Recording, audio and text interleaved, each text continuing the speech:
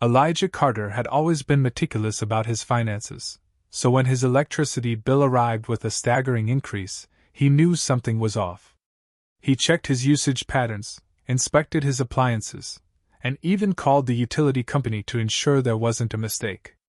Everything seemed normal, until he noticed the extension cord snaking across his backyard. It was a thick, industrial-grade cord barely visible beneath the overgrown grass that separated his property from his neighbor's. Elijah followed the cord to its source, his outdoor electrical outlet. At the other end was a sleek electric car parked in Karen Whitaker's driveway, its charging port connected to his power supply. Elijah's jaw tightened. He had never spoken much to Karen, but he knew her reputation. She was the kind of neighbor who always had a complaint, whether it was about someone's lawn being too long or a dog barking too loudly. Elijah took a deep breath, trying to stay calm. He walked over to Karen's house and knocked on the door. When she answered, her expression shifted from surprise to irritation. "Can I help you?" she asked, her tone sharp. "Yeah, actually," Elijah replied, keeping his voice steady. "I noticed you've been using my outdoor outlet to charge your car. That's not okay. My electricity bill has gone through the roof because of it." Karen crossed her arms, her eyes narrowing. "I don't know what you're talking about." Elijah pointed to the extension cord. "It's right there. You've been stealing my power, and I need you to stop. I'd also like to be reimbursed for the costs." Karen's face turned red. "How dare you accuse me of stealing? I've never touched your outlet. And even if I did, it's not like you can't afford it." Elijah blinked, stunned by her audacity. "This isn't about whether I can afford it. It's about respect. You can't just take what isn't yours." Karen stepped closer, her voice rising. "You need to leave right now. I don't feel safe with you standing here yelling at me." "I'm not yelling," Elijah said, his frustration growing. "I'm just asking you to do the right thing." But Karen wasn't listening. She pulled out her phone and dialed 911. "There's a man harassing me on my property," she said, her voice trembling with fake fear. "He's being very aggressive, and I'm scared for my safety." Elijah shook his head in disbelief. He pulled out his own phone and began recording, determined to document the encounter. He knew how this would look to the police, and he wasn't about to let Karen's lies go unchallenged. The police arrived within minutes, their sirens blaring as they pulled up to Karen's house. 2 officers stepped out of the car, their eyes immediately locking onto Elijah. Karen rushed toward them, pointing at Elijah with exaggerated urgency. "That's him," she exclaimed. "He's been threatening me and trespassing on my property. I don't feel safe." The officers approached Elijah, their hands resting on their belts. "Sir, we need you to step back," one of them said, his tone firm.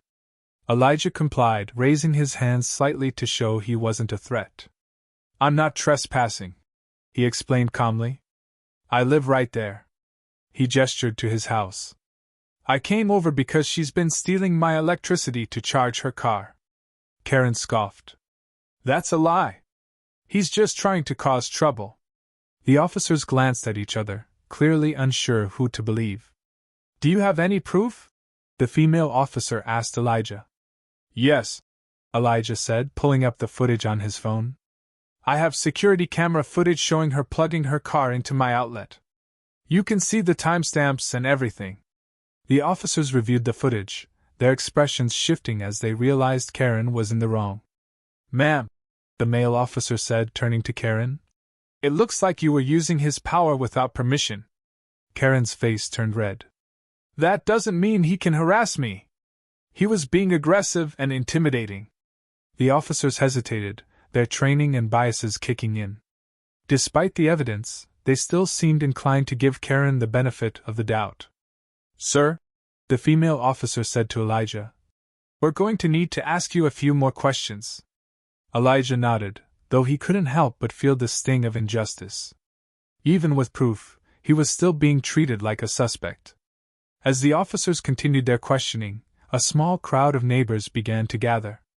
Some whispered to each other, while others pulled out their phones to record the scene. Elijah noticed a few sympathetic glances, but most of the onlookers seemed unsure what to make of the situation. He knew this wasn't over. Karen's false accusations had put him in a position he didn't deserve to be in, and the officer's lingering suspicion only added to the frustration. But Elijah also knew he had the truth on his side, and he wasn't about to let Karen get away with this. As the sun beat down on the quiet street, Elijah made a silent promise to himself. He wasn't just going to defend his home, he was going to make sure Karen faced the consequences of her actions. And he had a feeling he wasn't the only one who had something to hide. After the police left and the crowd dispersed, Elijah retreated to his home, his mind racing. The encounter with Karen had left him shaken, not just because of her blatant racism, but because of the way the officers had treated him despite his innocence. He knew he couldn't let this slide. If Karen felt emboldened enough to call the police on him for confronting her about stealing his electricity, who else had she targeted? And what else was she hiding? Determined to find answers, Elijah sat down at his computer and began digging. He started with social media, searching for Karen's profiles. It didn't take long to find her. Her accounts were public, and her posts were a goldmine of prejudice. She had shared memes mocking Black Lives Matter, made derogatory comments about immigrants, and even bragged about calling the police on a Latino delivery driver for looking suspicious. Elijah's stomach turned as he scrolled through her feed. This wasn't just a one-time incident, Karen had a pattern of behavior. But Elijah didn't stop there. He dug deeper, searching for any public records or news articles about her. He discovered that Karen's family had a dark history. Her grandfather, a prominent figure in their small town, had been an active member of the Ku Klux Klan. Elijah found old photos of the man in Klan robes, standing proudly with other members at rallies. The images were chilling, but what shocked Elijah even more was learning that Karen had inherited property tied to Klan activities. The land, which she now owned, had been used for Klan meetings and cross burnings decades ago. Elijah's investigation took a dramatic turn when he stumbled upon a thread in a local online forum. A former neighbor of Karen's had accused her of using her electric car to transport illegal substances. The post was vague, but it was enough to pique Elijah's interest. He spent hours researching electric car models and their battery compartments, eventually finding evidence that Karen's car had been modified to hide contraband. Elijah leaned back in his chair, his heart pounding. He had expected to find some dirt on Karen, but he hadn't anticipated uncovering something this big. She wasn't just a racist, she was a criminal. And now, Elijah had the power to hold her accountable. Elijah knew he had to be careful. If he confronted Karen directly, she could twist the narrative or even retaliate. Instead, he decided to let the truth speak for itself. He compiled all the evidence he had gathered, screenshots of her racist social media posts, photos of her grandfather in Klan robes, and details about her car's modifications, and sent it anonymously to local news outlets and anti-racism organizations. Within days, the story exploded. A local journalist picked it up, publishing an exposé that detailed Karen's history of racism, her family's Klan ties, and her alleged involvement in drug trafficking. The article included links to the videos of the confrontation, which had already been circulating online. People were outraged. Karen's face was everywhere, her name synonymous with bigotry and corruption. The backlash was swift. Karen's social media accounts were flooded with angry comments, and she deactivated them in a futile attempt to escape the backlash. Her neighbors, many of whom had tolerated her behavior for years, began speaking out. One woman recounted how Karen had called the police on her son for playing basketball too loudly, while another described how Karen had refused to let her use the community pool, claiming it was residents only. As the pressure mounted, authorities took notice. The local police department announced an investigation into Karen's alleged drug trafficking, citing the evidence Elijah had uncovered. Reporters camped outside her house, demanding answers, but Karen refused to speak to them. Her once pristine reputation was in shambles, and she had no one to blame but herself. Elijah watched it all unfold from the sidelines, a quiet sense of satisfaction settling over him. He hadn't done this for revenge. He had done it because it was the right thing to do. Karen had tried to use her privilege to intimidate him, but in the end, she had only exposed herself. The story became a rallying cry for racial justice in the community. Activists organized protests outside Karen's home, calling for accountability and systemic change. Elijah's experience was held up as an example of the everyday racism Black people face, even in their own neighborhoods. Karen, meanwhile, was left to face the consequences of her actions. Her family's property was seized by authorities due to its ties to Klan activities, and her electric car was impounded as part of the drug investigation. For the first time in her life, she was the one being judged, and she didn't like how it felt. Elijah knew this wasn't the end of the fight, but it was a start. By standing up for himself and exposing Karen's lies, he had sparked a conversation that needed to happen. And he wasn't done yet. Karen Whitaker's life crumbled under the weight of her own actions. The exposé about her racist behavior, family ties to the Ku Klux Klan, and alleged drug trafficking had turned her into a pariah. Her once respected name was now synonymous with bigotry and corruption. The community she had lived in for years turned its back on her, and her family's property, tied to Klan activities, was seized by authorities. The land that had been a source of pride for her family was now a symbol of shame. Karen's electric car, the very vehicle she had used to steal Elijah's electricity, was impounded as part of the drug investigation. Authorities discovered hidden compartments in the battery, confirming Elijah's suspicions. Karen was formally charged with drug trafficking, and her legal troubles mounted.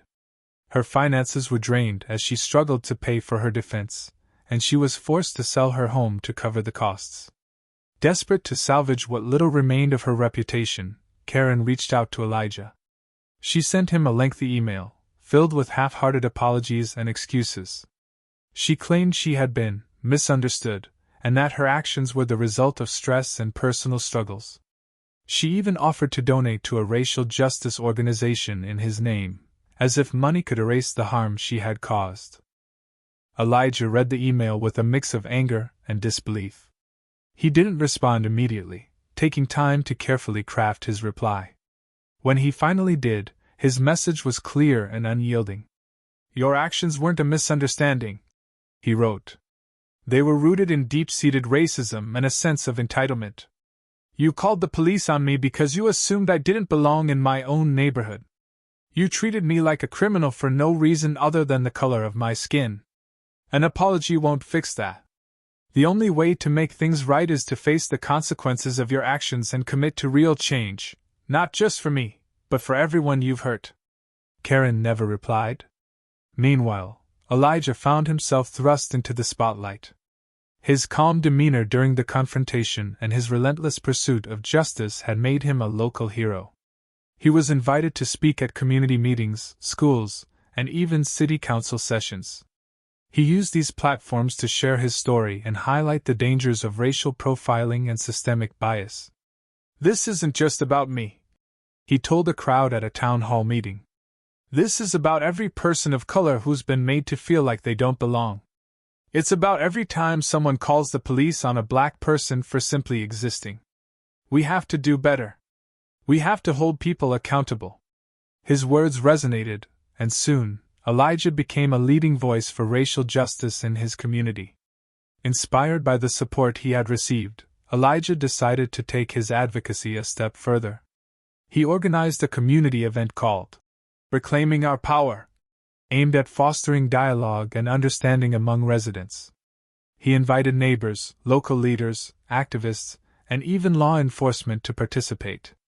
The event featured workshops on racial bias, panel discussions about systemic racism, and storytelling sessions where people could share their experiences. The turnout was overwhelming. Hundreds of people showed up, many of them white residents who had never before engaged in conversations about race.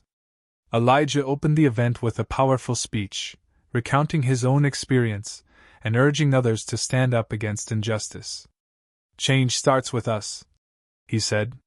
"It starts with having these hard conversations, with listening to each other, and with holding ourselves accountable. We can't let fear and prejudice divide us. We have to come together as a community and fight for what's right. The event was a success, sparking meaningful conversations and inspiring many attendees to take action. Several residents formed a neighborhood watch group focused on combating racial profiling, while others pledged to support Black-owned businesses and advocate for policy changes at the local level. Karen, however, was notably absent. She had been invited, but Elijah wasn't surprised when she didn't show up. He had heard through the grapevine that she had moved to a different town, hoping to escape the fallout from her actions. Whether she had truly learned from her mistakes, or was simply running away from them remained unclear. For Elijah, though, Karen's absence didn't matter. This event wasn't about her. It was about building a better future. As he looked out at the diverse crowd, he felt a sense of hope he hadn't felt in a long time. In the weeks that followed, Elijah continued his work as an advocate, partnering with local organizations to push for systemic change.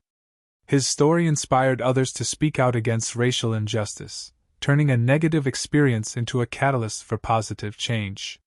The confrontation over stolen electricity had been a turning point, not just for Elijah, but for the entire community. It was a reminder that racism thrives in silence, and that the only way to defeat it is to confront it head-on.